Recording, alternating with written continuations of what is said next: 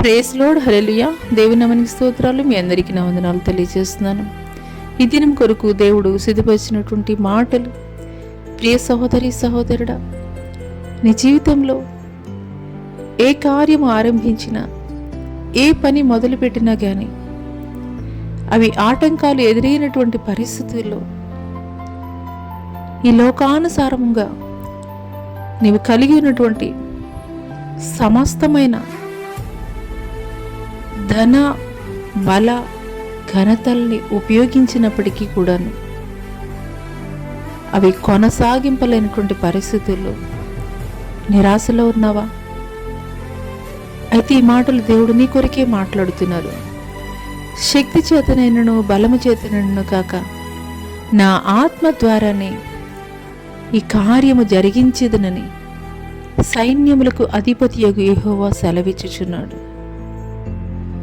ఈ మాటలు వింటున్నటువంటి ప్రియనేస్తమా, ఇంతవరకు నీ జీవితంలో నీవు కలిగి ఉన్నటువంటి ధనాన్ని వెచ్చించి ఆ యొక్క ప్రయత్నాలు మొదలుపెట్టి ఉండవచ్చు.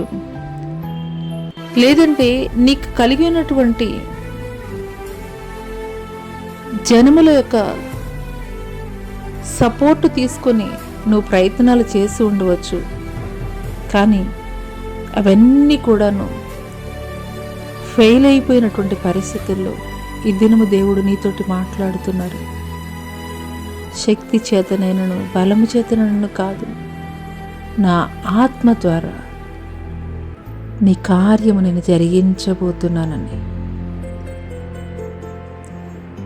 ఈ మాటలు వింటున్నటువంటి ప్రియనేస్తమా, పరిపూర్ణమైనటువంటి విశ్వాసము దేవుని మీద నీ యొక్క జ్ఞానమును బట్టి కాదు, నీ యొక్క ధన ఘన బలమును బట్టి కాదు, కానీ నీ ఆత్మ ద్వారా నా జీవితంలో కార్యం జరిగించేయాలని నువ్వు ప్రార్థించగలిగినట్లయితే నిశ్చయముగా నీ జీవితంలో ఇంతవరకు ఏవైతే ఆగిపోయావో,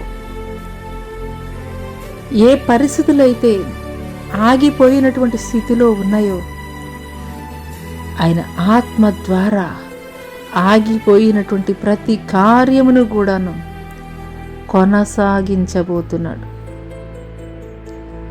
అట్టి కృప దేవుడు నీకు దయచేయనుగాక. ఆమేన్. Subscribe to my channel. Subscribe for more content.